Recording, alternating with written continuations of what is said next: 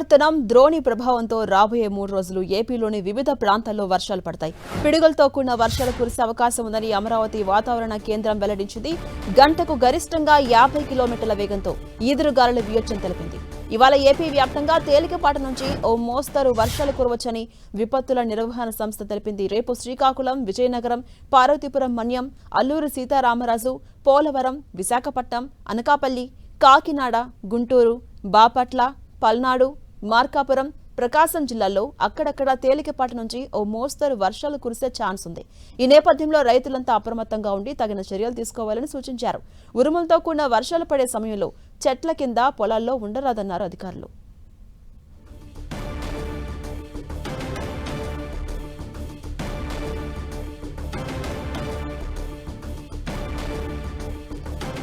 ఉపరితల ఆవర్తనం ద్రోణి ప్రభావంతో రాబోయే 3 రోజుల పాటు ఏపీలోని వివిధ ప్రాంతాల్లో వర్షాలు పడబోతున్నాయి. పిడుగులతో కూడినటువంటి వర్షాలు కురిసే అవకాశం ఉందని అటు అమరావతి వాతావరణ కేంద్రం హెచ్చరిస్తోంది. గంటకు గరిష్టంగా 50 కిలోమీటర్ల వేగంతో ఈదురుగాలులు వీయొచ్చని తెలిపింది. అటు ఇవాళ ఏపీ వ్యాప్తంగా తేలికపాటి నుంచి ఓ మోస్తరుగా వర్షాలు కురవచ్చని విపత్తుల నిర్వహణ సంస్థ వెల్లడించింది. ఇక రేపు శ్రీకాకుళం, విజయనగరం, పార్వతీపురం, మన్యం, అల్లూరు సీతారామరాజు, పోలవరం, విశాఖపట్నం, కాకినాడ, అనకాపల్లి, గుంటూరు, పల్నాడు, బాపట్ల, మార్కాపురం, ప్రకాశం జిల్లాల్లో అక్కడక్కడ తేలికపాటి నుంచి ఓ మోస్తరు వర్షాలు కురిసే అవకాశం ఉందని తెలిపింది. నేపథ్యంలో రైతులంతా అలాగే ప్రజలంతా అప్రమత్తంగా ఉండాలి, తగిన చర్యలు తీసుకోవాలి, తగిన జాగ్రత్తలు తీసుకోవాలని విపత్తుల నిర్వహణ సంస్థ హెచ్చరించింది. ఇక ఉరుములతో కూడిన వర్షాలు పడే సమయంలో ముఖ్యంగా రైతులు చెట్ల కింద పొలాల్లో ఉండకూడదని హెచ్చరించింది.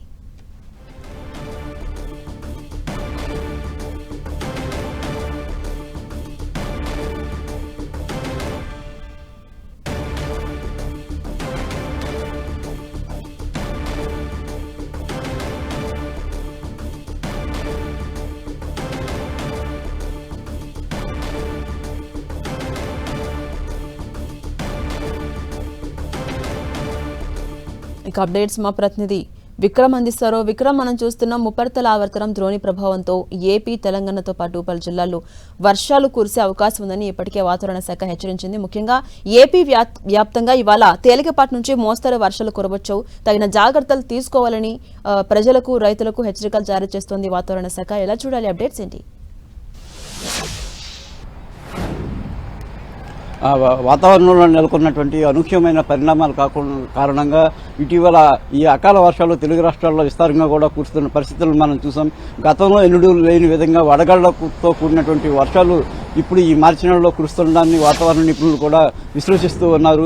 రాబోయే 2 రోజుల పాటు కూడా తెలుగు రాష్ట్రాల్లో ఈ వర్షాలు కొనసాగుతుంటాయి. ముఖ్యంగా సాయంత్రం సమయంలో ఎక్కువగా ఈ వర్షాలు వడగళ్లతో కూడినటువంటి వర్షాలు, బలమైన ఈదురుగాలు గంటకి 50 నుంచి 60 కిలోమీటర్ల మధ్య వేగంతో గాలులు వీస్తూ కూడా ఒక మోస్తరు వర్షాలు చాలా జిల్లాల్లో కురిసే అవకాశం ఉంటుంది. ముఖ్యంగా ఆంధ్రప్రదేశ్ చూసుకుంటే రాయలసీమలో ఉన్నటువంటి కొన్ని ప్రాంతాల్లోనూ, అదేవిధంగా కోస్తా జిల్లాల్లోనూ, ఉత్తరాంధ్రలో ఉన్నటువంటి ఏజెన్సీ ప్రాంతాల్లో ఈ వర్షాలు కురిసే అవకాశం ఉందని వాతావరణ శాఖ అంచనా వేస్తుంది. వాతావరణంలో ఇప్పుడు ప్రస్తుతానికి చూసుకుంటే క్యూములో నింబస్ మేఘాలు అనేవి బలంగా ఉన్నాయి. దాంతోపాటు కూడా తమిళనాడు నుంచి కర్ణాటక మీదుగా ఉపరితల ఆవర్తన ద్రోణి కొనసాగుతుంది. ఈ రెండింటి ప్రభావంతో ఇటీవల వాతావరణంలో చోటు చేసుకుంటున్న మార్పుల కారణంగా ఈ వర్షాలు కురుస్తున్నాయని చెప్పి వాతావరణ శాఖ చాలా స్పష్టంగా చెప్తూ ఉంది.